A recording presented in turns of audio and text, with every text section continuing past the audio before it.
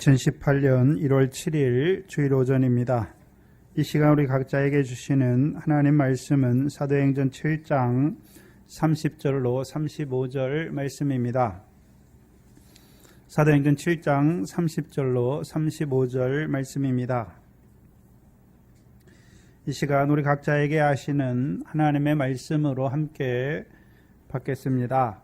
40년이 참에 천사가 시내산 광야 가시나무 떨기 불꽃 가운데서 그에게 보이거늘 모세가 이 광경을 보고 기이 여겨 알아보려고 가까이 가니 주의 소리 있어 나는 내 조상의 하나님 즉 아브라함과 이삭과 야곱의 하나님이로라 하신대 모세가 무서워 감히 알아보지 못하더라. 주께서 가라사대 내 발에 신을 벗으라. 너 섰는 곳은 거룩한 땅이니라. 내 백성이 애굽에서 괴로움을 받음을 내가 정령히 보고 그 탄식하는 소리를 듣고 저희를 구원하려고 내려왔노니 시방 내가 너를 애굽으로 보내리라 하시니라. 저희 말이 누가 너를 관원과 재판장으로 세웠느냐 하며 거절하던 그 모세를 하나님은 가시나무 떨기 가운데서 보이던 천사의 손을 의탁하여 관원과 속량하는 자로 보내셨으니 아멘. 지난 시간 지혜와 성령이 충만한 스데반을 통해서 40세의 모세를 저와 여러분에게 나타내 주셨습니다. 히브리서 11장 24절 이하지요. 믿음으로 모세는 장성하여서 바로의 공주의 아들이라 칭함을 거절하고 도리어 하나님의 백성과 함께 고난받기를 잠시 죄악의 낙을 누리는 것보다 더 좋아했다라고 우리에게 말씀해 주셨습니다. 그럼 40세의 모세는 믿음이 있었지요. 믿음이 없는 자가 아니에요. 믿음이 있지요. 그래서 믿음이 있는 모세가 하는 일이 무슨 일이었습니까? 바로의 공주의 아들임을 거절했다라고 말씀하지요. 애굽의 왕자로 살 수 있어요. 애굽의 왕자로 살면 애굽의 모든 부귀영화를 누릴 수 있었음에도 불구하고 그것을 포기한 것이지요. 왜 포기했습니까? 애굽의 왕자로 사는 애굽의 왕자로 애굽의 모든 부귀영화를 누리며 사는 그것이 잠시 죄악의 낙을 누린다는 것을 깨달았기 때문에 포기했던 것이죠. 나아가 언약 자손임에도 불구하고 애굽 사람의 종이 되어서 잠시 죄악의 낙을 누리는 이스라엘 자손을 구원하기 위하여 자기 손을 들어 압제받는 그 형제를 위하여 원수를 갚아 애굽 사람을 쳐 죽였던 모세지요. 그럼 40세 모세는 어떤 모세입니까? 믿음이 있지요. 그 믿음의 근본은 하나님께서 아브라함에게 약속하신 것이지요. 사도행전 7장 6절로 7절이지요. 사도행전 7장 6절로 7절 말씀입니다. 하나님이 아브라함에게 뭘 말씀하셨습니까? 하나님이 또 이같이 말씀하시되 그 씨가 내 씨가 아브라함의 씨가 다른 땅에서 나그네 되리니 그 땅 사람이 종을 삼아 400년 동안을 괴롭게 하리라 하시고 또 가라사대 종 삼는 나라를 내가 심판하리니 그 후에 저희가 나와서 이곳에서 나를 섬기리라. 그렇다면 하나님께서 요셉을 통하여 이스라엘 백성을 애굽에서 나그네 되게 하셨고 그 때가 가까운 것을 보는 그 모세가 이제 그 하나님의 말씀을 믿었지만 자기가 이스라엘 자손을 그 애굽의 종로로 타는 데서 구원하려고 자기 손을 들었던 모세인 것을 우리에게 보여주셨습니다. 그래서 마치 40세의 모세는 86세의 아브라함과 같은 자리에 있었지요. 86세의 아브라함이 어떤 자입니까? 하나님께서 내 몸에서 날 자가 내 후사가 될 것을 말씀하시니까 아브라함이 그것을 믿었습니다. 근데 시간이 지나다 보니까 자기가 점점 늙어가는 것을 보면서 이제 하나님께서 안 주시니까 자기가 하나님의 말씀을 믿고 자기가 애굽 여종 하갈을 취하여 자기 자손을 낳으려고 하는 86세의 아브라함이죠. 믿음이 있어요. 그런데요, 자기가 그 하나님의 말씀을 믿고 그 말씀대로 자기가 이루려고 하던 자리가 86세의 아브라함의 자리고 40세의 모세의 자리죠. 하나님의 말씀은 사람이 믿고 사람이 그대로 그 말씀대로 행하는 말씀이 아닙니다. 먼저는 믿음은 하나님의 선물이잖아요. 먼저는 보는 눈과 듣는 귀를 우리에게 주셔야 그 하나님의 말씀을 들을 때 믿음이 생기는 것이, 또한 믿는 우리에게 우리가 그렇게 살아서 하나님의 말씀을 지켜 행하는 것이 아니라 믿는 우리에게 하나님께서 그 믿음대로 이루시는 것이죠. 그게 100세의 아브라함이죠. 그게 80세의 모세입니다. 오늘도 저와 여러분이 나와서 하나님의 말씀을 듣지요. 착하고 좋은 마음으로 하나님의 말씀을 들어야 하는 것이죠.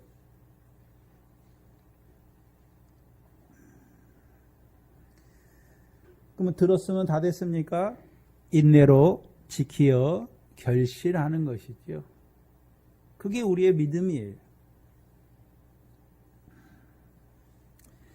하나님께서 자기의 손을 들어 이스라엘을 구원하려고 하는 그 40세의 모세를 하나님께서 미디안 광야로 보내셔서 40년 동안 미디안 제사장 이드로의 양을 치는 자로 살아가게 하십니다.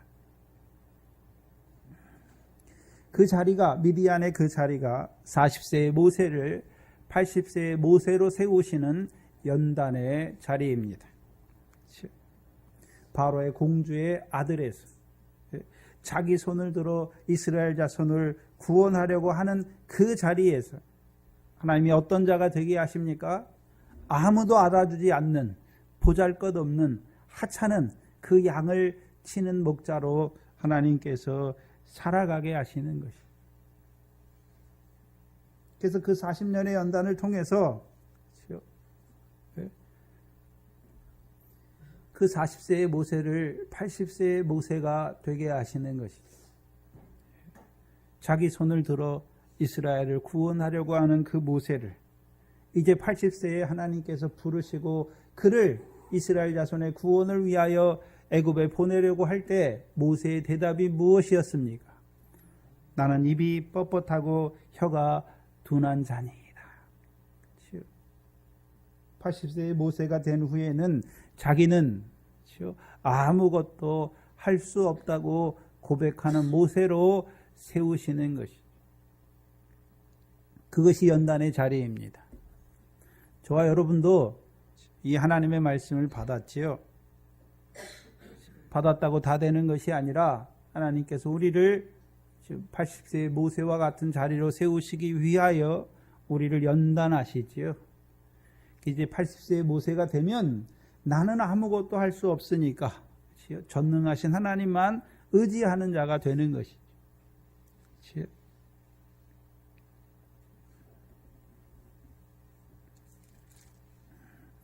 모세에게만 그 일이 있는 것이 아니라 오늘도 하나님이 쓰시고자 하는 자들은 다 그 연단의 자리가 있어요.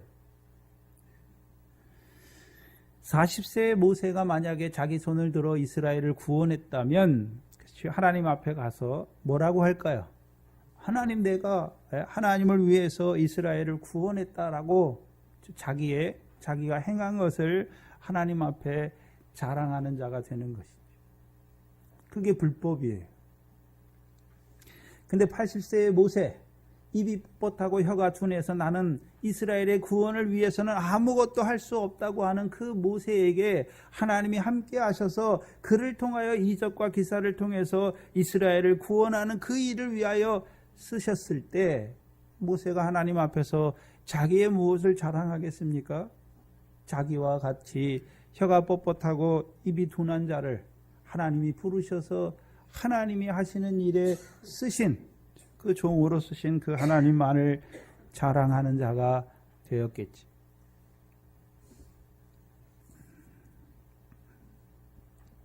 그렇다면 저와 여러분의 믿음의 자리는 어느 자리입니까?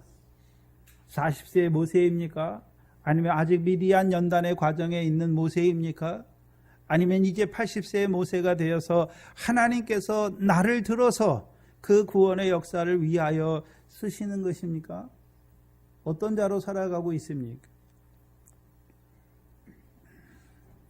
우리 자신을 보여주시는 것이죠. 오늘 30절에 보시면 40년이 참에 그냥 해가 흘러서 40년이 된 것이 아닙니다. 하나님께서 모세의 연단이 끝나기를 기다리신 것이죠. 그래서 모세는 이스라엘 백성이 애굽에 내려간 350년에 태어나요. 그리고 모세의 나이 40세, 이스라엘 백성이 애굽에 내려간 390년에 모세가 이스라엘 자손을 구원하려고 일어서지요. 그러나 하나님께서는 그를 애굽에 보내서요, 미디안으로 보내서 40년 동안 그를 연단하지요. 그러면 하나님께서 40년이 차기를 뭐 하고 계십니까? 기다리시는 것이죠. 첫 번째요, 모세의 연단이 끝나기를 기다리시는 거예요. 그 모세의 연단만 끝나기를 기다리시는 것입니까? 오늘 하나님께서 우리가 연단이 끝나기를 기다리시는 것입니까? 오늘 저와 여러분의 연단이 끝나기를 기다리시는 것이죠. 야고보서 1장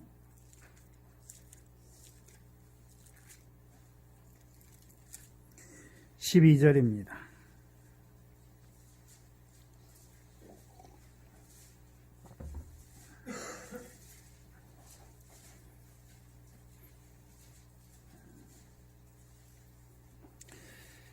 왜 하나님께서는 하나님을 믿는 그 사람들을 왜 하나님께서 시험하시고 연단하시는 것입니까?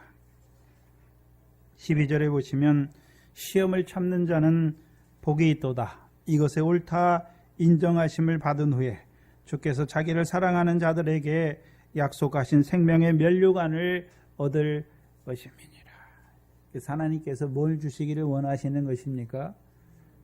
시험에 옳다 인정하심을 받은 자들에게 그 생명의 면류관을 주시기를 원하시지요. 이게 80세의 모세입니다.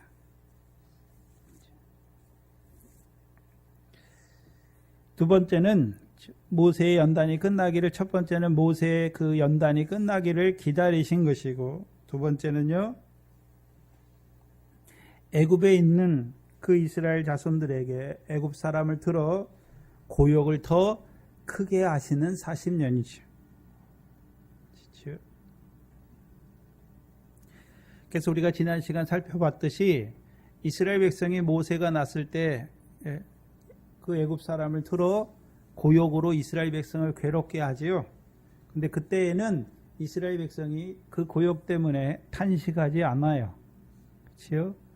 근데 모세의 일을 겪으면서 이 애굽 왕 바로가 모세가 하고자 하는 일이 무엇이었습니까? 이스라엘 자손을 애굽에서 구원하려고 하는 그 일이 있은 후에 바로가요, 이스라엘 백성을 더욱 괴롭게 해요. 고역으로 더욱 괴롭게 하는 것이지요. 그 괴로움 때문에 이스라엘 백성이 탄식하는 것이죠. 그래서 사도행전 7장 35절에 보시면 35절에 저희 말이 누가 너를 관원과 재판장으로 세웠느냐 하며 거절하던 그 모세. 그러면 저희는 한 사람을 말하고 있습니까? 애굽에 있는 이스라엘 백성이 모세에 대해서 말하는 것입니까? 애굽에 있는 이스라엘 백성이 모세에 대해서 말하잖아요. 그래서 모세를 뭐라고 말하는 것입니까? 누가 너를 관원과 재판장으로 삼았느냐 하며 거절했지요. 모세를 거절했다는 말은 단순히 그냥 모세를 받아주지 않아 그런 의미가 아니에요. 모세를 거절했다는 의미가 어떤 의미입니까? 모세는 이스라엘 자손을 애굽에서 구원하기를 원했는데 이스라엘 백성은 그것을 싫어한 것이죠. 그럼 어디서 살기를 원하는 것입니까? 애굽에서 살기를 원하는 것이죠. 출애굽기 14장 12절입니다.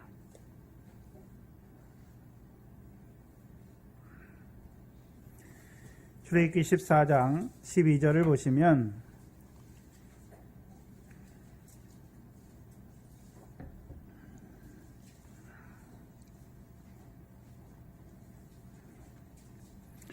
홍해 앞에 있는 유월절을 먹고 애굽에서 나와서 홍해 앞에 있는 이스라엘 백성이 앞에는 홍해고 뒤에는 애굽 군대가 쫓아오는 것을 보면서 모세에게 하는 말을 우리에게 보여주시죠. 12절에 우리가 애굽에서 당신에게 모세에게 고한 말이 이것이 아니뇨 이르기를 우리를 버려두라 우리가 애굽 사람을 섬길 것이라 하지 아니하더뇨 말했죠.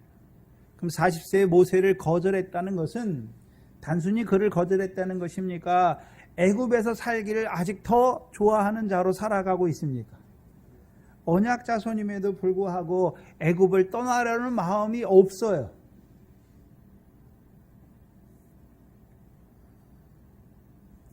그럼 하나님께서 언약 자손임에도 불구하고 하나님의 백성임에도 불구하고 그 애굽에서 종살이 하잖아요. 그러면 구약의 육적 이스라엘이 애굽에서 종살이했다. 그럼 저와 여러분에게 신약적으로는 어떤 의미입니까? 우리가 지금 애굽에 가서 종살이하는 그런 의미를 말하는 게 아니죠. 저와 여러분에게는요. 저와 여러분이 하나님의 백성인데도 불구하고 하나님을 모르는 세상 사람들처럼 그렇게 살아가는 거예요. 그 세상 사람들 한마디로 하면 돈의 노예예요. 그렇죠? 육신의 노예예요. 그렇죠? 그래서 그들이 하는 일이 무엇입니까? 마음과 육신이 원하는 대로 해요. 근데 그것은 에베소 2장 1절로 3절에 본질상 하나님의 진노를 받을 수밖에 없는 자로 살아가는 것이죠. 근데 그것을 좋게 여긴단 말이죠. 잠시 그 죄악의 세상에서 사는 그 죄악의 낙을 기뻐하는 자로 살아가는 거예요. 그게 40세의 모세를 거절했던 이스라엘 백성의 마음이에요. 그러면 그 모세를 미디안으로 보내신 후에 하나님께서 그냥 40년이 흘러가도록 그냥 놔두시는 것이 아니라 애굽 사람을 들어서 이스라엘 자손을 더 괴롭게 하시는 거죠. 왜요? 괴롭게 하니까 이제 애굽에서 그 종살이 하는 그것이 진저리가 나는 거예요. 징글징글한 거예요. 그렇게 사는 것이. 여러분이 예수 믿을 때, 처음 믿을 때 여러 가지가 있지요. 남편이 징글징글하게 하는 거예요. 남편을 사랑하고 믿으려고 그랬는데 믿음의 대상이 못 되는 것이죠. 그때에 신랑 예수가 여러분의 남편이라고 불러주시는 것이죠. 또한 내가 육신이 건강한 줄 알고 살았는데 하나님께서 육신을 치시니까 그 육신의 연약한 가운데 하나님 앞에 나오게 하시는 거예요. 그전에는 안 나와요. 여러분이 세상에서 잘되고 성공하고 이러면 하나님이 불러도 안 나와요. 세상 좋은데 왜 나오겠습니까? 하나님께서 우리를 세상에서 가난한 자로, 멸시받는 자로, 천한 자로 세우시니까 이제 우리를 부르실 때 나오는 거예요. 그래서 그 40년의 역사, 모세를 거절하던 그 이스라엘을 하나님께서 애굽 바로의 손을 들어서 더욱 괴롭게 한단 말이죠. 그러니까 이제 나오고자 하는 마음이 생기는 거예요.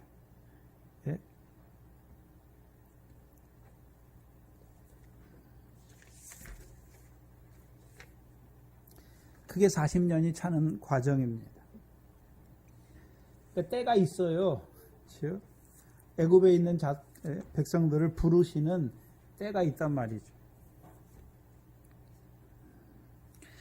그 40년이 차도록 하나님이 환경을 만들어 가세요. 그렇죠? 먼저는 모세를 연단해서 80세의 모세로 세우시고요. 이스라엘 백성의 마음을 돌이키시는 거예요. 고욕을 통해서 괴롭게 하셔서. 그리고 오늘 본문에 보시면 천사가 시내산 광야 가시나무 떨기 불꽃 가운데서 모세에게 자기를 나타내시는 것이죠.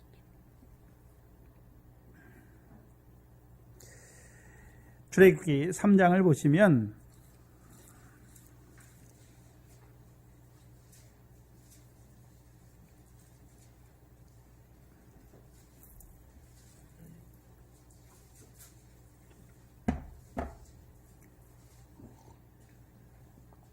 삼 장 1절에 보시면 3장 1절에 모세가 그 장인 미디안 제사장 이드로의 양 무리를 치더니 그 무리를 광야 서편으로 인도하여 어디에 이르렀습니까? 하나님의 산 호렙의 이름에 여호와의 사자가 떨기나무 불꽃 가운데서 그에게 나타나신 것이죠. 그럼 생각해야 되는 것은 40년이 차니까 모세가 이드로의 양 무리를 어디로 인도합니까? 광야 서편으로 인도하지요. 그럼 모세는 양의 목자인데 양들을 어디로 인도합니까? 서편으로 인도하잖아요. 서편. 그 서편으로 인도하는 의미가 뭘까요? 창세기 3장에 보면 하나님께서 가죽옷을 입은 그래서 생명나무 실과를 보는 자들 그 아담과 여자를 내어 쫓으시지요. 그리고요 생명나무 길을 지키시잖아요. 그래서 어디로 내쫓으십니까?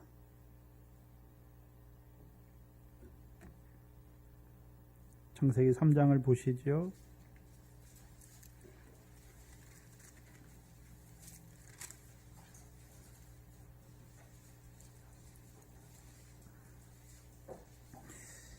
(22절) 이하에 보시면 여호와 하나님이 가라사대 이 사람이 선악을 아는 일에 우리 중 하나같이 되었으니 그가 그 손을 들어 생명나무 과실도 따먹고 영생할까 하노라 하시고 여호와 하나님이 에덴 동산에서 그 사람을 내어 보내어 그의 근본된 토지를 갈게 하시니라.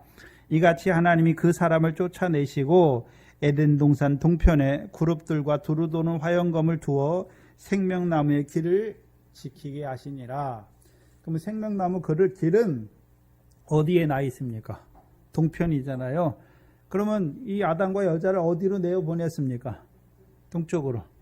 그럼 생명나무 길을 가려면 동쪽으로 가면 됩니까? 반대로 서편으로 가야 낙원에 있는 생명나무 길에 이르게 되는 것입니까? 생명나무의 길은 서편으로 가는 거예요. 서편으로. 서편으로 가는 거잖아요. 그래서 성전의 역사를 보면 동쪽 문이에요. 그럼 이스라엘 백성 어디에서 와야 됩니까? 서쪽에서부터 동편으로 와야 돼. 성막의 구조가 다 그래요. 그럼 동쪽으로 간다는 의미는 동쪽은 해가 뜨는 쪽이에요. 그럼 동쪽으로 하나님 백성이 동국으로 간다는 의미는 아브라함의 후처의 아들 그드라의 후처의 자손들이 재물을 주니까 어디로 갑니까? 동국으로 가잖아요. 그럼 동국은 해가 뜨는 곳인데 전도서에 천하 해 아래서 수고하는 거예요. 왜 수고합니까? 해 아래 것을 얻기 위해 수고하는 자들. 오늘도 해가 뜨잖아요. 그래서 많은 사람들이 나가서 일하죠. 뭐 때문에 일합니까? 해 아래서 얻는 거잖아요. 육신으로 살아가는 그 날 동안 그것을 얻기 위해서 일하는 자들이잖아요. 근데 하나님 믿는 자들은 육신의 것을 위하는 것입니까? 하늘의 보화를 쌓는 자로 일하는 것입니까? 하늘의 보화를 쌓는 자로 일하는 것이지요. 그래서 모세가 목자인데 그 미디안의 양들을 그 미디안의 양이니까 이드로 제사장 이드로의 양이잖아요. 그렇죠? 근데 미디안 사람 중에 제사장이죠. 그 미디안은 아브라함의 자손들이에요. 그렇죠? 근데 뭐 때문에 가나안 땅을 떠났습니까? 재물 때문에 가나안 땅을 떠났잖아요. 하나님이 주시고자 하신 그 언약의 땅을 떠나는 자들이죠. 근데 그들을 이제 모세를 통해서 어디로 인도하는 것입니까? 서편으로 인도하는 거예요. 그래서 하나님의 산 호렙에 이른 것이죠. 그래서 여기 성경에 처음으로 하나님의 산 호렙이 나옵니다. 그럼 하나님의 산 호렙을 누가 처음 갔습니까? 모세지요, 모세. 그러면 모세가 이드로의 양을 치다가 그들을 서편으로 인도하여서 하나님의 산 호렙에 이른 이유가 무엇일까요? 왜 모세가 하나님의 산 호렙에 갔을까요? 사도행전에서는 그것을 신의 산이다 라고 말하고 출애굽기에서는 하나님의 산 호렙이다 라고 우리에게 말씀하시죠. 모세를 통해서는 그것을 그 하나님의 산 호렙에 이른 모세의 행동을 잘 이해할 수가 없어요. 그래서 우리가 하나님의 산 호렙에 간 선지자가 또 하나 나와요. 열왕기상 19장이죠. 열왕기상 19장에 보시면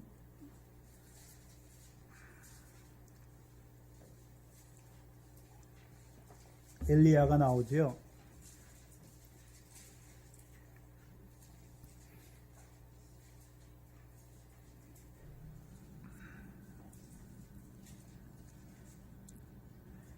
엘리야가 나오죠.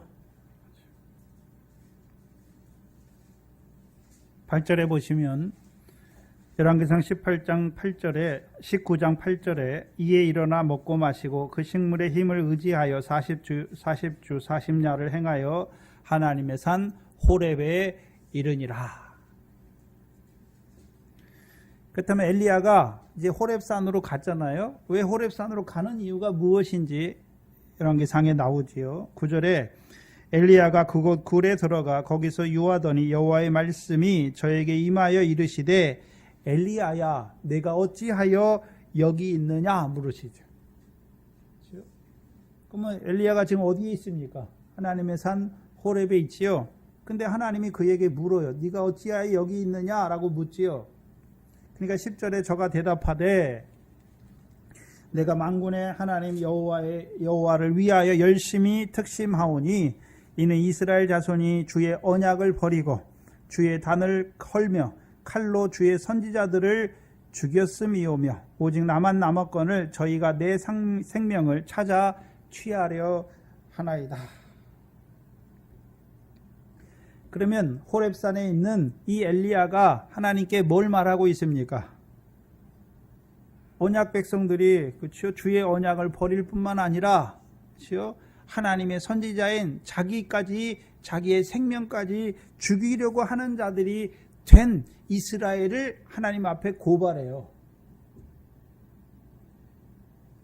원래 하나님이 엘리야를 세웠죠. 이스라엘의 선지자로 세웠잖아요. 그래서 엘리야를 통해서 3년 반 우로가 그치게 하시고 그 엘리야를 통해서 다시 우로를 주시잖아요.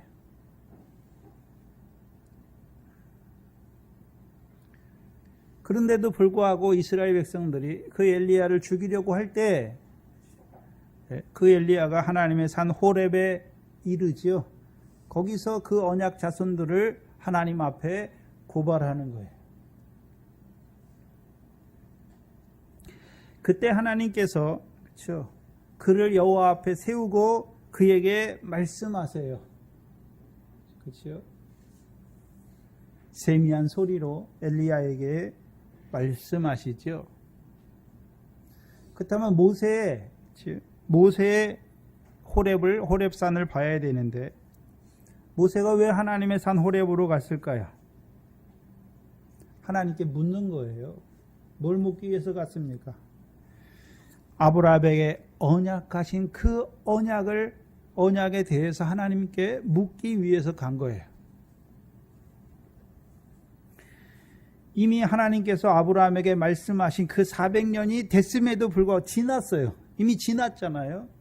지났음에도 불구하고 여전히 애굽의 종으로 살아가는 이스라엘 자손에 대해서 하나님 앞에 말하는 거예요.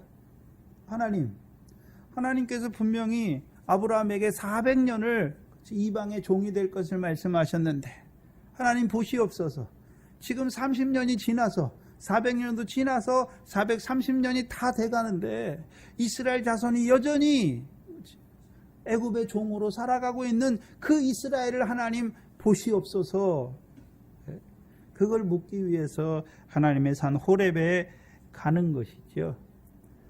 그래서 그 모세에게 하나님께서 무엇을 보여주시는 것입니까? 무엇을 보여주시나요? 하나님의 사자를 통해서 가시나무 떨기 불꽃 가운데서 모세를 부르시죠.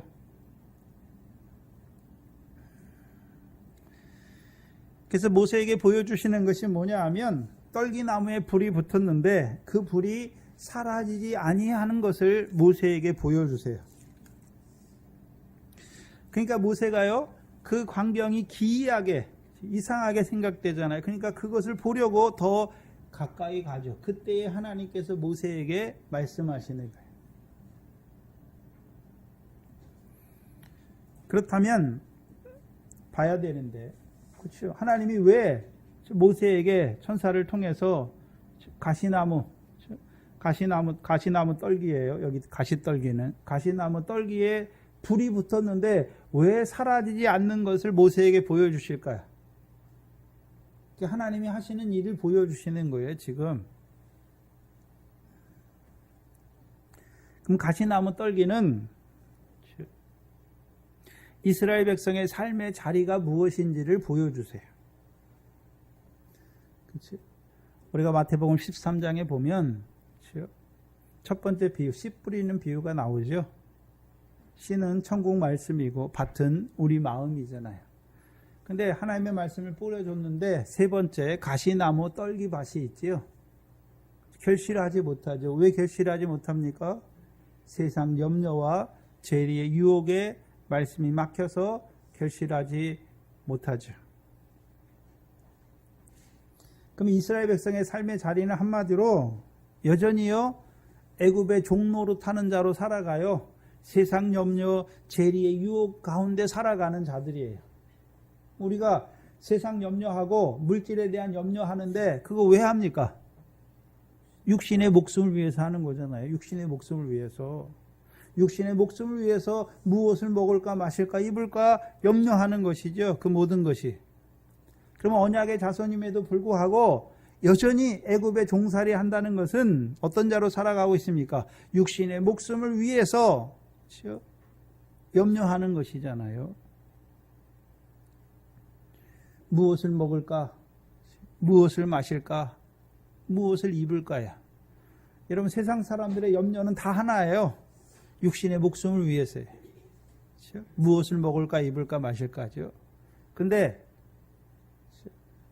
그럼 먹을 게 없어서 염려하는 것이 아니라 남들보다 더 좋은 것을 먹기를 원하고 더 좋은 차를 타기를 원하고 더 좋은 집에 살기를 원하잖아요. 그것 때문에 염려하지요. 그게 세상 사람들이, 이방 사람들이잖아요. 근데 하나님의 백성이 지금 그렇게 살고 있는 거예요. 가시나무 떨기처럼 살고 있단 말이죠. 한마디로 잠시 죄악의 낙을 누리는 자로 살고 있는 하나님의 백성들을 보여주시죠. 근데 그 가시나무 떨기에 뭐가 붙었습니까? 불이 붙었어요. 불이. 그 불은 하나님의 긍휼의 불이에요. 언약자손임에도 불구하고 잠시 죄악의 낙을 누리는 자로 살아가는 자들을 보시는 하나님의 긍휼의 불이 지금 붙어 있는 거예요. 그럼 그 긍휼의 불이 어떻게 역사합니까? 애굽 사람을 통해서 이스라엘 사람을 괴롭게 하는 거예요. 그렇죠? 애굽 사람이 괴롭게 하는 것입니까? 하나님께서 애굽 사람을 들어서 이스라엘 백성들을 괴롭게 하시는 것입니까? 그게 괴롭게 하는 거예요. 왜 그렇게 하십니까? 그게 긍휼히 여기시는 거예요. 성경에 보면 긍휼히 여기시는 것하고 불쌍히 여기는 게 있잖아요. 불쌍히 여기는 것은 안 믿는 세상 사람들도 육신이 아무것도 없어서 거지처럼 살아가는 사람을 보면 자기 마음에 불쌍히 여기는 마음이 있잖아요. 그렇죠? 근데 긍휼이라는 것은 육신의 그런 부족함 때문에가 아니라 그 영혼이 빈곤한 것을 보고 그를 불쌍히 여기는 것이 긍휼이에요. 하나님의 백성인데 불구하고 어떤 자로 살아가고 있습니까? 여전히 육신의 목숨을 위해서 그것만 위해서 애굽의 종로로 타는 자로 살아가는 그들을 보는 하나님의 긍휼이 그 애굽 사람의 손을 들어 이스라엘 백성을 더욱 괴롭게 하는 것이죠. 그럼 하나님이 왜 그렇게 하는 것입니까? 그들을 죽이시려고 망하게 하려고 그러는 것입니까? 그의 영혼들을 구원하시기 위해서 그렇게 하시는 것입니까? 그들의 영혼을 구원하시기 위해서.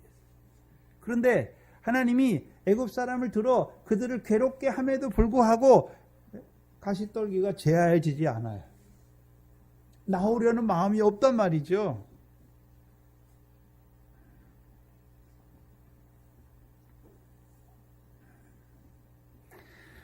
그래서 하나님의 백성들은, 그렇죠? 우리가 사사기를 보면 이스라엘 백성이 여호와의 목전에 악을 행하면 하나님께서 어떻게 하십니까? 대적의 손에 붙여서 괴롭게 하시죠. 괴롭게 하시는 거예요. 그렇게 하시는 이유가 무엇입니까? 이스라엘 백성을 긍휼히 여기시는 거예요. 긍휼히 여기시는 거예요. 여호와의 목전에 악을 행하는데도 괴롭게 하지 아니하고 그 죄악 가운데 그냥 놔두시면 어떻게 하는 것입니까? 징계가 없는 자는 사생자예요. 버린 자란 말이죠. 근데 여호와의 목전에 악을 행하니까 하나님께서 대적의 손에서 붙여서 괴롭게 하시는 것이죠. 그게 하나님의 긍휼이에요.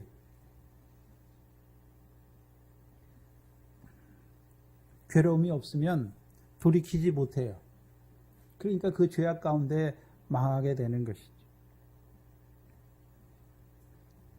근데 문제는 뭐냐면 그 애굽 사람을 통해 괴롭게 하는데도 애굽을 떠날 생각을 하지 않는 거예요. 미련한 하나님의 백성들이죠. 그러니까 가시떨기가 사라지지 않는 거예요. 자기들을 괴롭게 하면 이제 어떤 마음이 생겨야 되나요? 아브라함에게 약속하신 그 말씀을 생각하고 다시금 올라가야 되는데 여전히 애굽을 떠날 생각을 하지 못하는 미련한 하나님의 백성의 모습을 우리에게 보여주시죠. 그리고 그 가시나무 떨기 가운데서 하나님이 그 모세를 부르시는 거예요. 근데 모세에게 그 가시나무 떨기에서 그 광경을 보여주었는데 그것이 이상한 광경이잖아요. 기이한 것이죠. 모세의 눈에. 왜 기이한 것입니까? 모세가 생각할 때는 이스라엘 백성을 괴롭게 해가지고 떠나는 게 아니라 더 좋은 것을 주어서 애굽을 떠나게 해야 될 것 같은데 하나님이 어떻게 하십니까? 괴롭게 해가지고 그들을 떠나는 마음을 주신다는 거예요. 모세가 생각할 때는 자기가 애굽의 모든 학술을 배웠으니까 말과 행사가 능했잖아요. 그 말과 행사로 능해가지고 그것으로 이스라엘 백성을 설득해가지고 나오게 하면 더 빠를 것 같은데 하나님은 그렇게 하지 않는단 말이죠.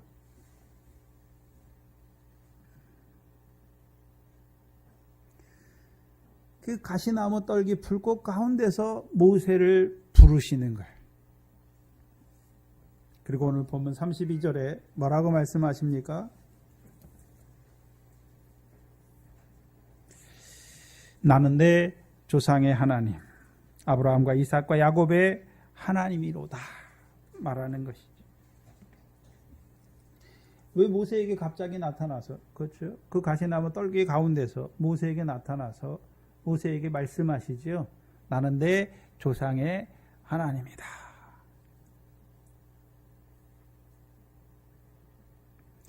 그럼 모세를 한번 생각해야 되는데 모세는 하나님의 음성을 여기서 처음 들어요. 그렇죠? 그럼 그 전까지 모세는 누구를 통해서 하나님을 봤습니까? 엘리에셀의 모세가 낳은 두 번째 아들의 이름이 엘리에셀이잖아요. 엘리에셀의 이름의 뜻이 무엇입니까? 내 아버지 하나님이 나를 도우셨다. 그럼 그 전에는 모세의 믿음이 누구를 통해서 온 것입니까? 아버지죠. 모세의 아버지 아므람이죠. 그렇죠?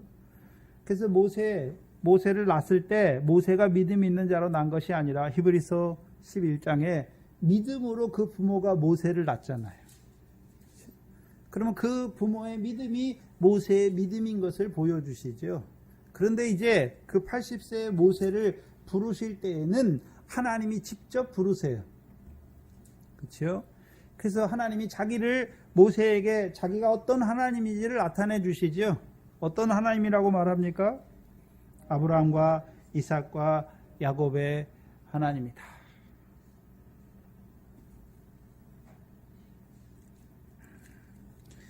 시편 105편이죠. 시편 105편입니다.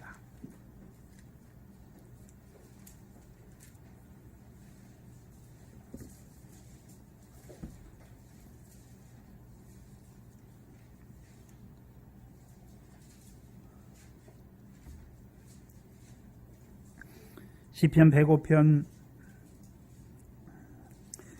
5절 이하에 보시면 그 종 아브라함의 후손 곧 택하신 야곱의 자손 너희는 그의 행하신 기사와 그 이적과 그 입의 판단을 기억할지어다. 그러면 이스라엘 백성이 아브라함의 자손이 기억해야 되는 것이 무엇입니까? 하나님이 행하신 이적과 기사를 기억해야 되는 것이죠. 그럼 하나님이 행하신 이적과 기사가 무엇입니까? 8절에 보시면 그는 그 언약 곧 천대에 명하신 말씀을 영원히 기억하신 것이죠. 이것은 아브라함에게 하신 언약이며 이삭에게 하신 맹세며 야곱에게 세우신 율례예요. 그래서 하나님이 조상의 하나님이라고 말할 때는 아브라함과 이삭과 야곱의 하나님인데 아브라함에게 뭐 하셨습니까? 언약하셨고, 그럼 아브라함에게 하신 언약이 무엇이었습니까? 너와 내 자손을 세상의 후사가 되게 하시겠다는 약속이죠. 구약에서는요, 이 가나안 땅을 영원한 기업으로 주시겠다는 것이죠. 근데 그것을 그러면 이스라엘 백성이 그 가나안 땅을 영원한 기업으로 삼는 것이 아니에요. 하나님이 우리로 하여금 후사가 되게 하시겠다고 말씀하셨잖아요. 그러면 우리가 후사가 되는 게 아니죠. 그래서 로마서 4장 13절에 아브라함과 그 자손을 세상의 후사가 되게 하시겠다. 그럼 우리를 하나님이 이 세상의 후사로 세우셨는데, 뭐 이 세상의 것을 얻는 후사가 아니잖아요. 이 세상에 사는 날 동안 하늘의 것을, 그 하늘의 유업을 얻는 후사로 세우시겠다는 것이죠. 근데 그 언약, 후사로 세우시겠다는 그 언약을 이루시기 위해서 이삭에게 맹세하셨고 야곱에게 율례를 세우신 것입니다.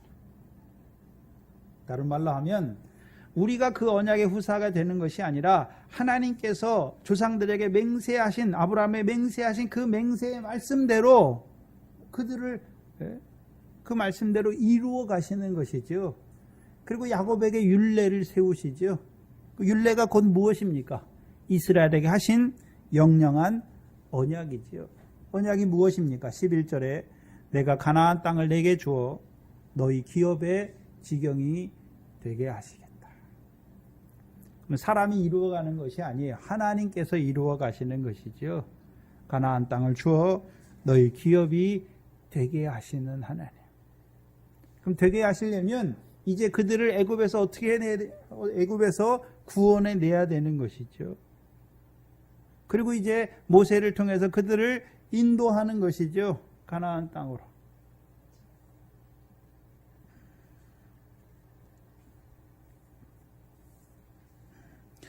근데 하나님께서 모세에게 자기를 나타내 주셨을 때 모세가 무서워 감히 알아보지 못했다.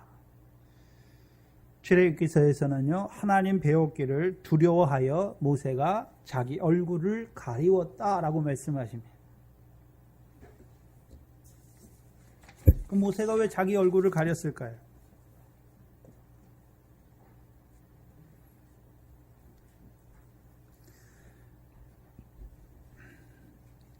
생각해 봐야 되는데 40세의 모세를 한번 생각해 보세요. 자기 손을 들어 하나님께서 자기 손을 빌어 이스라엘을 구원한다라고 생각했던 그 모세, 만약에 그 모세를 부르시고 하나님이 자기를 나타내 주셨다면 얼굴을 가리우지 않지요.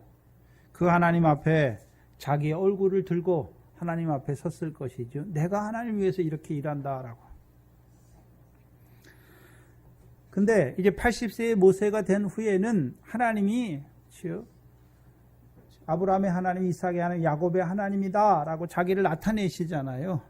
그럼 하나님이 그 자손들을 애굽에서 번성하게 하신 이유가 무엇입니까? 애굽에서만 살게 하는 것이 아니라 그들을 인도하여 내어서 그 가나안 땅을 기업으로 얻는 자로 세우시기 위하여 그 조상들에게 언약하셨고, 아브라함에게 언약하셨고, 이삭에게 맹세하셨고, 야곱에게 율례를 세우셔서 이스라엘 자손을 영영한 언약의 후사로 세워가시는 하나님이란 말이죠. 근데 왜 얼굴을 가리웁니까? 저와 여러분이 언제 얼굴을 가리웁니까? 부끄러울 때 가리우잖아요. 부끄러울 때. 그 하나님을 나타내 주셨을 때 자기가 자기 손을 들어서 이스라엘을 구원한다고 했던 그 40세의 자기를 보면서,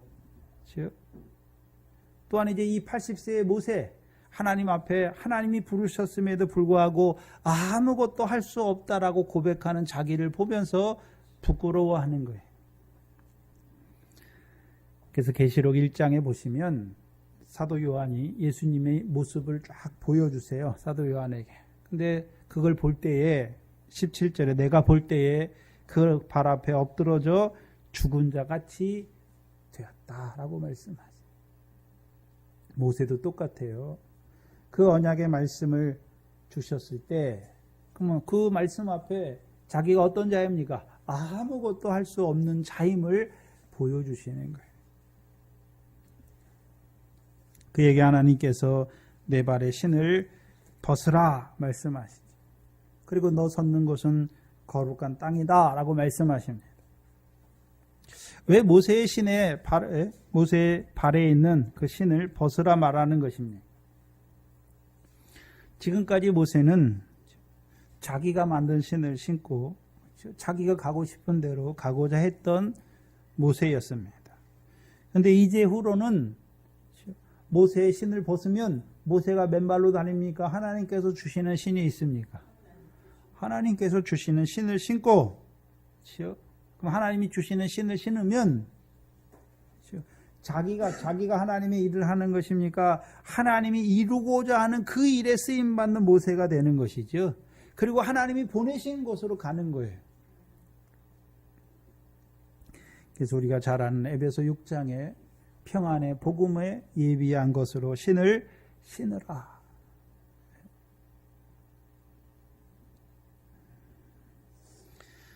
그럼 모세를 이제 애굽에 보내시잖아요. 뭐 하는 자로 보내시는 것입니까? 복음을 증거하는 자로 보내는 거예요. 유월절 물세례 베푸는 자로 그를 보내시는 것입니다.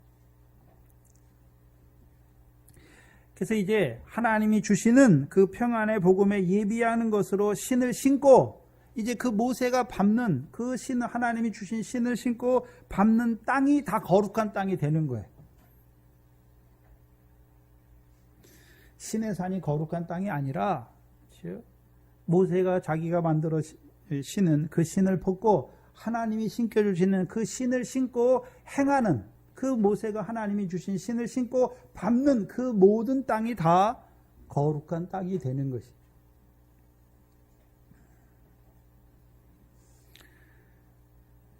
베드로전서 1장 15절에 모든 행실에 거룩한 자가 되는 거예요.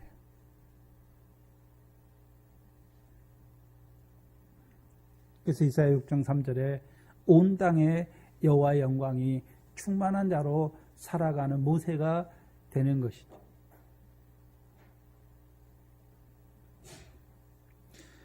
그리고 34절에 내 백성이 애굽에서 괴로움을 받음을 내가 정령이 보고 그 탄식하는 소리를 듣고 저희를 구원하려고 내려왔노니 시방 내가 너를 애굽으로 보내리라 하시니라.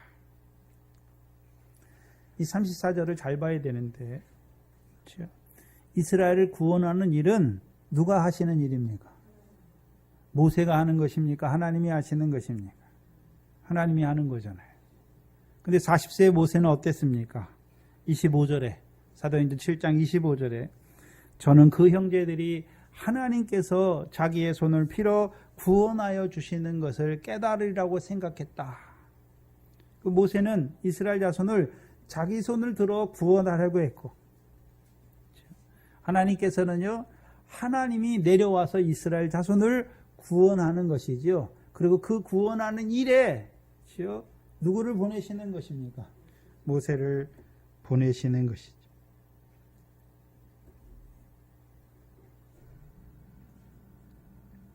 출애굽기서 3장입니다.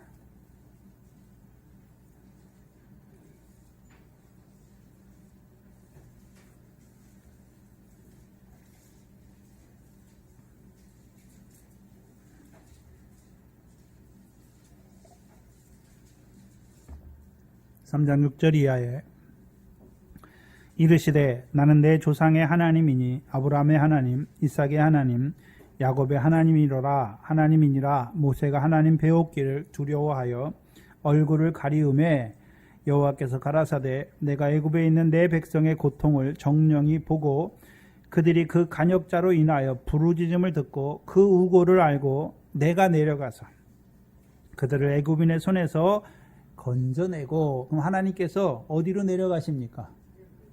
애굽으로 내려가신다는 거예요. 그렇죠? 그들을 그 땅에서 인도하여 아름답고 광대한 땅, 젖과 꿀이 흐르는 가나안 땅으로 이르게 하리라 라고 말씀하시지요. 그러면 자 40세의 모세가 구원했다면 이스라엘이 자기를 누가 구원했다라고 말합니까? 모세가. 근데 이제 80세가 되고 하나님이 그렇죠? 이스라엘 백성을 모세를 통해 구원하잖아요. 그러면 모세가 이스라엘 백성과 모세가 그렇죠? 이스라엘 백성을 누가 구원했다라고 말하는 것입니까? 하나님께서. 왜 구원하셨습니까? 그 조상들에게 약속하신 대로 그들에게 이루어 가시는 것이죠. 10절에 보시면 이제 내가 너를 바로에게 보내어 너로 이스라엘 내 백성 이스라엘 자손을 애굽에서 인도하여 내게 하리라. 봐야 되는데 애굽에 있어도 누구 백성입니까? 하나님의 백성을 인도하여 내는 거예요. 그래서 모세는 구원자가 아니라 하나님이 이스라엘 자손을 구원하는 그 일에 쓰임받는 인도자는 것이죠. 40세의 모세와 80세의 모세가 전혀 다른 거예요. 40세의 모세는 자기 손을 들어서 이스라엘 자손을 구원하려고 했고 80세의 모세는요 하나님이 이스라엘 자손에게 이루어 가시는 그 구원에 모세를 쓰시는 것이죠. 전혀 다른 것이죠. 그리고 12절에 보시면 하나님이 가라사대 내가 정녕 너와 함께 있으리라. 그럼 모세만 애굽으로 보내십니까? 그 애굽으로 내려가는 그 모세와 하나님이 함께 하십니까? 애굽으로 내려가는 그 모세와 하나님이 함께 하시는 것입니다.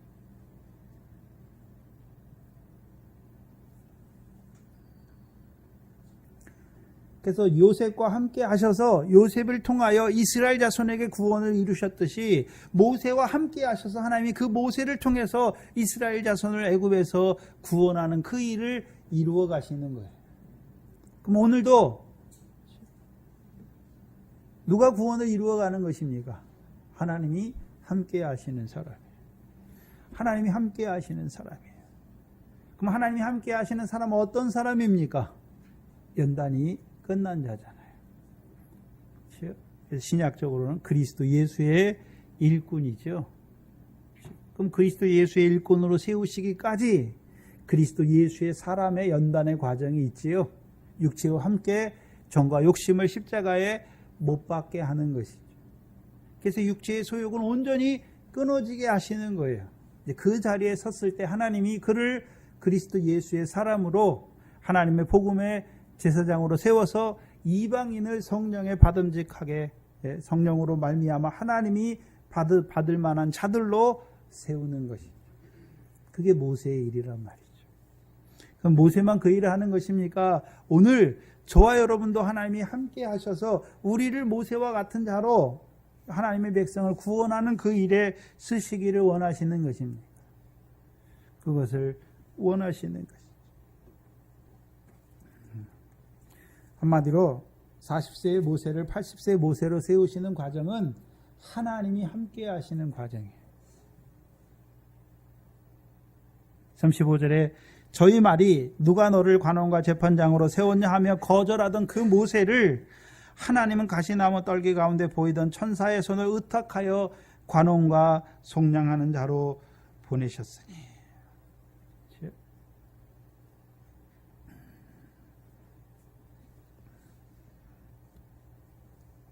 그럼 하나님이 하시는 일이 무엇입니까? 천사의 손을 의탁하여서 그 모세를 관원과 속량하는 자로 이스라엘 백성에 보내시는 것이죠.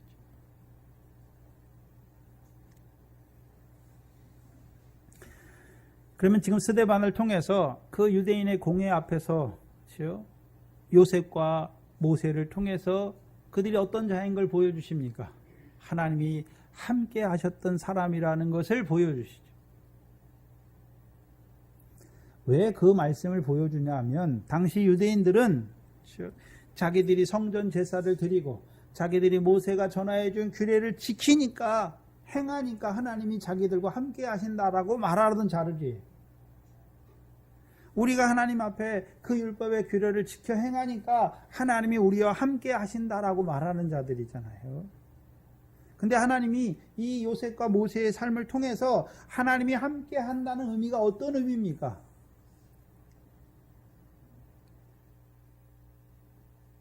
40세의 모세가 아니란 말이죠. 80세의 모세란 말이죠. 아브라함과 이삭과 야곱에게 약속하신 대로 그 약속을 이루어 가시죠. 그래서 이루어가는 그 일에 모세를 종으로 세우시는 것이죠. 한마디로 하나님이 함께 한다는 것은 40세의 모세도 믿음이 있지요. 근데 믿음이 있지만 어떤 믿음이었습니까? 하나님의 말씀을 믿고 내가 이루려고 하던 그 모세를 80세의 모세로 세우잖아요.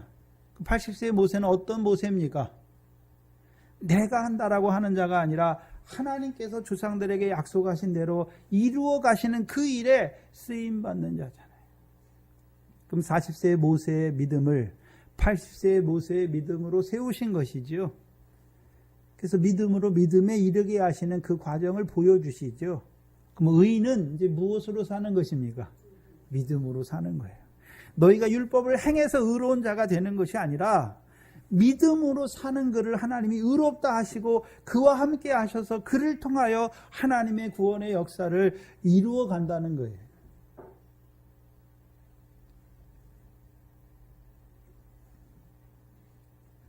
그래서 100세의 아브라함의 믿음. 그렇죠? 그럼 자기가 하나님의 약속대로 자기가 이삭을 낳았습니까? 100세가 되어서 자기 몸이 죽었어요. 사라의 태도 끊겼어요. 그러나 약속하신 일을 의심치 아니하고 확신하잖아요. 그러니까 하나님께서 그에게 말씀대로 그에게 권고하셨고 말씀대로 사라에게 행하셔서 아브라함에게 아들을 낳게 하시는 것이죠. 그래서 의인은 믿음으로 산다는 것은 믿고 우리가 행해서 의인이 되는 것이 아니라 믿는 우리에게 하나님이 그 말씀대로 이루어 주셔서 그 하나님의 말씀이 우리에게 응하게 하신다는 거예요. 올 한 해도 우리에게 하나님 말씀 주실 거예요. 먼저는 깨닫게 하시죠. 깨닫게 하신다는 의미가 뭘까요? 믿어지게 한다는 거죠. 아, 이 말씀이 이런 뜻이구나. 이 말씀을 내게 깨닫게 하셨구나. 믿어지게 하는 거예요. 이 말씀을 내게 이루어 주실 거구나. 근데 문제는 뭡니까? 그 말씀을 믿고 우리가 40세의 모세와 같이 그 율법 아래 있던 유대인들처럼 우리가 그 말씀대로 행하려고 하는, 행함을 의지하는 그것이 자기가 의로운 줄, 그것이 하나님이 함께 하시는 줄 안단 말이죠. 그 모세를 연단을 통해서 자기 의가 다 거꾸러지게 하시고 이제 믿는 우리에게 하나님께서 이루어 가심을 보여주어서 하나님이 함께 하셔서 우리에게 말씀하신 대로 깨닫게 하신 대로 우리에게 이루어 주실 때까지 인내로 지키는 자로 살게 하시는 거예요. 그게 저와 여러분의 믿음이고 그 믿음을 하나님이 의롭다 하시는 것입니다. 올 한 해도 하나님께서 우리에게 주시는 그 말씀으로 말미암아 하나님께서 우리에게 이루어 주신 그 의로 말미암아 하나님을 찬송하는 한 해가 되시기를 주의 이름으로 축원합니다. 기도하겠습니다. 하나님 감사합니다.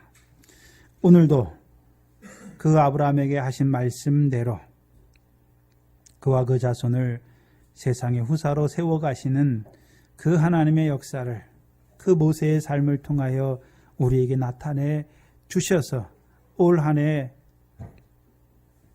우리의 삶이 의인은 믿음으로 살리라 말씀하신 것처럼 그 믿음으로만 살아가는 저희들 되게 하시니 감사합니다.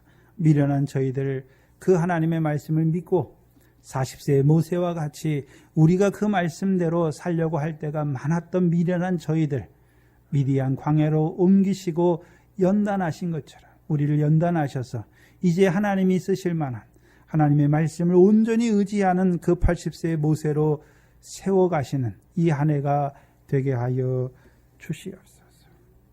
하나님 앞에 나올 때 하나님께서 우리에게 주신 것들 가운데 구별해야 되는 물질들, 하나님이 우리에게 주신 것을 깨닫게 하시고 이제 하나님의 뜻대로 쓰게 하여 주시니 감사합니다. 우리에게 주신 그 모든 그 은혜를 깨닫게 하여 주셨어요.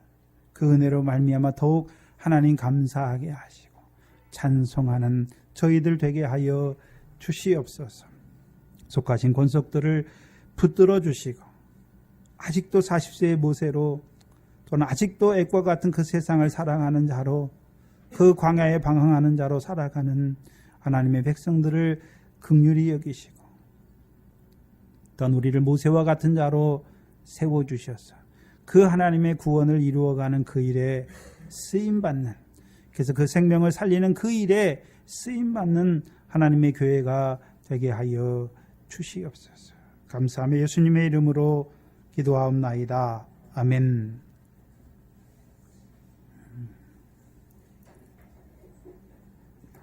이 시간은 성찬을 거행하겠습니다.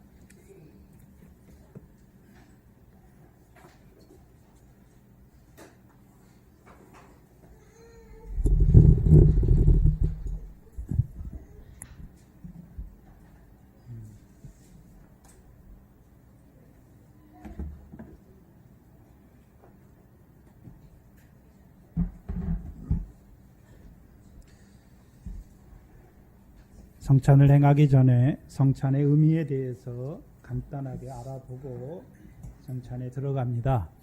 이 성찬은 그냥 아무에게나 주시는 것이 아니에요. 그렇죠? 예수님께서도 살아생전에 이 성찬을 누구에게 주셨습니까? 제자들에게 주신 거예요. 무리에게는 주신 것이 아니에요. 제자들에게 주셨어요. 그럼 제자들은 어떤 자들입니까? 주님을 따라가는 자들이잖아요. 그래서 그 제자들에게, 그래서 예수님이 사역 초기에 제자들에게 주신 것도 아니고 사역 마지막에 그 십자가를 앞두고 마지막에 제자들에게 주신 것이 이 성찬이죠. 그렇지요? 그럼 성찬을 통해서 주의 떡과 주의 잔을 주시잖아요. 그렇죠? 그래서 그들로 하여금 이제 자기들이, 제자들이 어떤 자인지를 보여주시는 거예요. 명확하게 보여주시는 거예요. 그래서 이 성찬의 원형으로 우리에게 보여주시는 것이 출애굽기 24장입니다. 출애굽기 24장을 보시면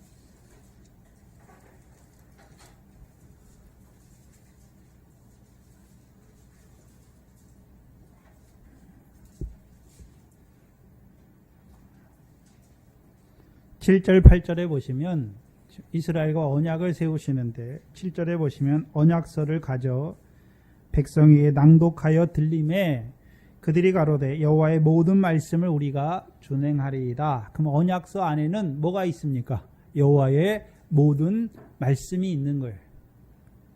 그리고서요 8절에 모세가 그 피를 취하여 백성에게 뿌려 가로되 이는 여호와께서 이 모든 말씀에 대하여 너희와 세우는 언약의 피로 뿌려주시는 것이죠. 그렇다면 이 성찬은 예수님을 통해서 말씀을 받은 거예요. 말씀을 받은 자들에게, 그렇죠? 먼저는 그 언약서를 들려서 여호와의 모든 말씀을 우리가 준행하겠다라고 말하는 자잖아요. 그럼 예수 그리스도를 통해서 제자들을 데리고 다니면서 제자들에게 하나님의 교훈, 그렇죠? 하나님의 교훈에 대해서 다 말씀해 주셨죠. 그래서 신약적으로 말하면 그 떡의 의미가 무엇입니까? 예수께서 분부한 모든 것이, 한마디로 하면 주님의 교훈을 우리가 받는 자예요.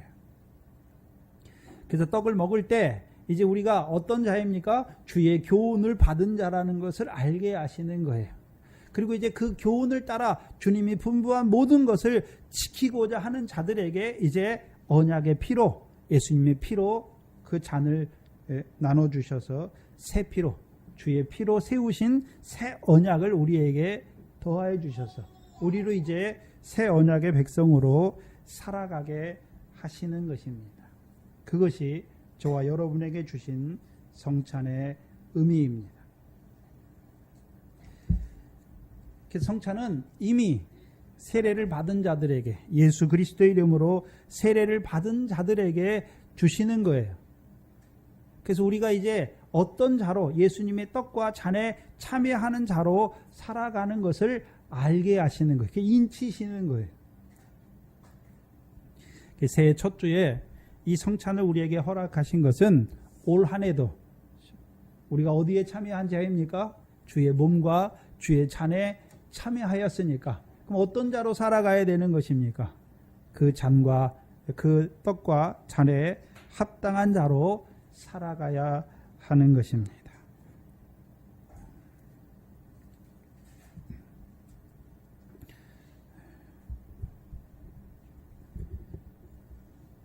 성찬을 거행합니다. 먼저 분병합니다.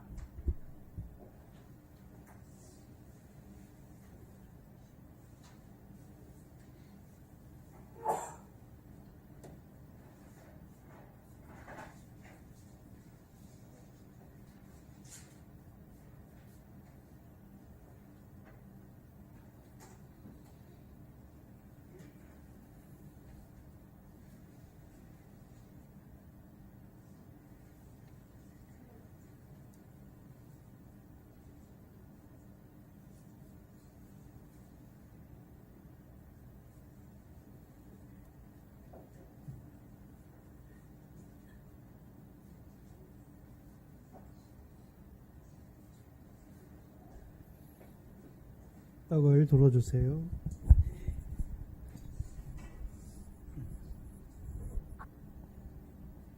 기도합니다. 이 땅에 육신으로 오셔서 단번에 죽으심으로 우리를 거룩함을 입은 자로 세우실 뿐만 아니라 이제 거룩한 자들을 영원히 온전케 하시려고 떡을 나누사 우리에게 그 생명의 떡을 먹여주시니 감사합니다. 올 한 해도 이 생명의 말씀이 우리의 살이 되게 하시고 우리의 생명이 되게 하셔서 이 생명의 말씀을 인하여 살게 하시고 이 생명의 말씀에 붙잡혀 살아가는 저희들 되게 하여 주시옵소서. 예수님의 이름으로 기도하옵나이다. 아멘. 떡을 나눕니다.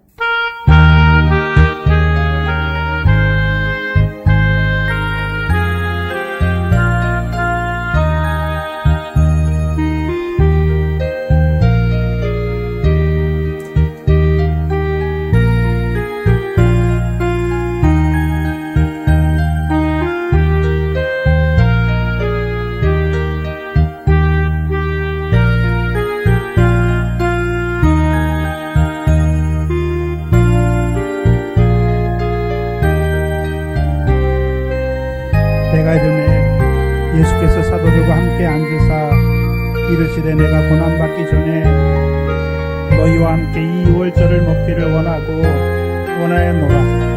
내가 너희에게 이르노니 이 유월절이 하나님 나라에서 이루기까지 다시 먹지 아니하리라 하시고 이에 잔을 받으사 살해하시고 가라사대 이것을 갖다가 너희끼리 나누라. 내가 너희에게 이르노니 내가 이제부터 하나님 나라가 임할 때까지 포도나무에서 난 것을 다시 마시지 아니하리라 하시고 떡을 가져 살해하시고 떼어 저희에게 주시며 가라사대 이것은 너희를 위하여 주는 내 몸이라 너희가 이를 행하여 나를 기념하라 하시고 또 저녁 먹은 후에 잔도 이와 같이 하여 가라사대 이 잔은 내 피로 세우는 새 언약이니 곧 너희를 위하여 붓는 것이라. 그러나 보라 나를 파는 자의 손이 나와 함께 산 위에 있도다. 인자는 이미 작정된 대로 가거니와 그를 파는 그 사람에게는 화가 있으리로다 하시니 저희가 서로 묻되 우리 중에서 이 일을 행할 자가 누구일까 하더라.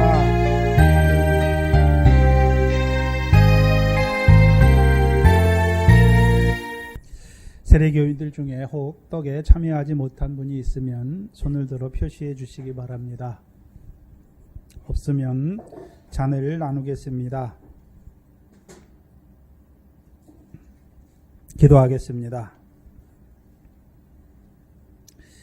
그 나라와 의를 이루는 말씀으로 우리에게 도와여 주셨지만 머리털어 하나라도 희거나 검게 할 수 없는 우리를 위하여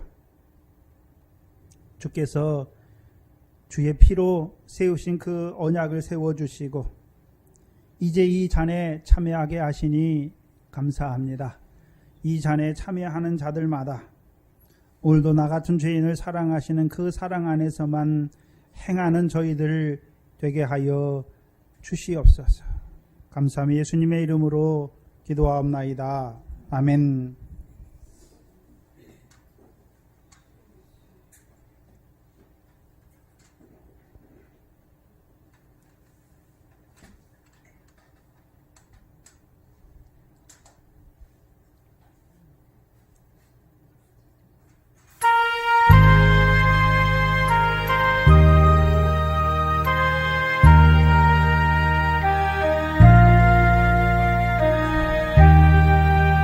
무교절의 첫날에 제자들이 예수께 나와서 가로되 유월절 잡수실 것을 우리가 어디서 예비하기를 원하시나이까? 가라사대 성한 나무에게 가서 이르되 선생님 말씀이 내 때가 가까웠으니 내 제자들과 함께 유월절을 내 집에서 지키겠다 하시더라 하라 하신대. 제자들이 예수의 시키신 대로 하여 유월절을 예비하였더라. 저물 때에 예수께서 12 제자에게 제자와 함께 앉으셨더니 저희가 먹을 때에 이르시되 내가 진실로 너희에게 이르노니 너희 중에 한 사람이 나를 팔리라 하시니 저희가 심히 근심하여 각각 여짜오되 주여 내니이까? 대답하여 가라사대 나와 함께 그릇에 손을 넣는 그가 나를 팔리라. 인자는 자기에게 대하여 기록된 대로 가거니와 인자를 파는 그 사람에게는 화가 있으리로다. 그 사람은 차라리 나지 아니하였다면 제게 좋을 뻔하였느니라. 예수를 파는 유다가 대답하여 가로되 납비어 내니이까? 대답하되 내가 말하였도다 하시니라. 저희가 먹을 때에 예수께서 떡을 가지사 축복하시고 떼어 제자들에게 주시며 가라사대 받아 먹으라. 이것이 내 몸이니라 하시고 또 잔을 가지사 사례하시고 저희에게 주시며 가라사대 너희가 다 이것을 마시라. 이것은 죄사함을 얻게 하려고 많은 사람을 위하여 흘리는 바 나의 피 곧 언약의 피니라. 그러나 너희에게 이르노니 내가 포도나무에서 난 것을 이제부터 내 아버지의 나라에서 새 것으로 너희와 함께 마시는 날까지 마시지 아니하리라 하시니라. 이에 저희가 찬미하고 감람산으로 가니라. 아멘. 내가 너희에게 전한 것은 주께 받은 것이니 곧 주 예수께서 잡히시던 밤에 떡을 가지사 축사하시고 떼어 가라사대 이것은 너희를 위하는 내 몸이니 이것을 행하여 나를 기억하라 하시고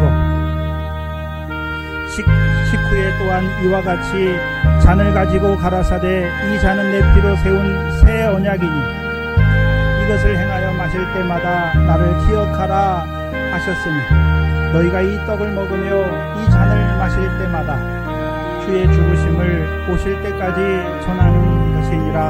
아멘.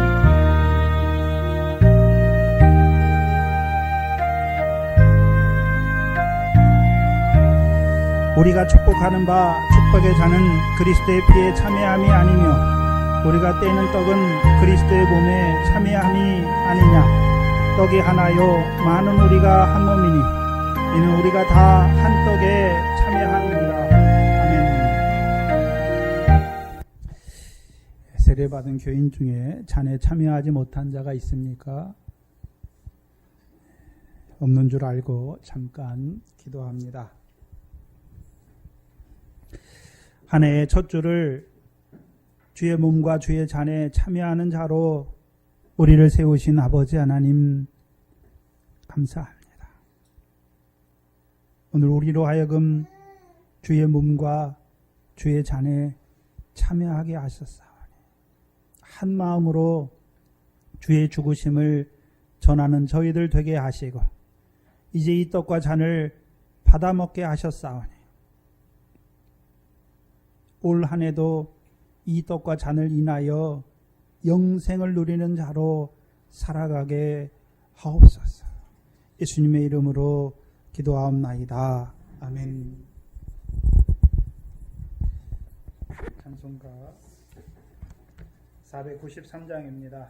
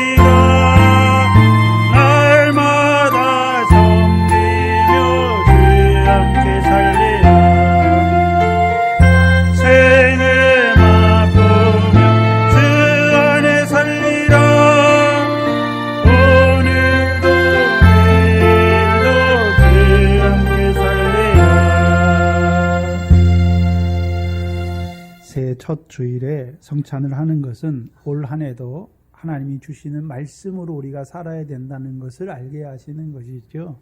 또한 그 말씀을 받았지만 그렇게 살지 못하는 우리를 위하여 여전히 그 죽으신 뒤에도 흘리신 그 피로 말미암아 우리가 사는 것을 보여주십니다. 올해 동산교회 표현은 시편 105편 11절입니다. 이번 달 첫째 주는 이번 달이죠. 올해 첫 달의 요절은 시편 105편 11절입니다.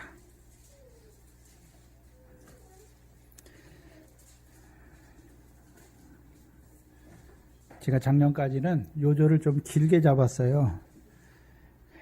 외우면 좋겠는데 나이 드신 분들이 많아서 이제 올해부터는 짧게 잡은 대신 다 외워야 됩니다.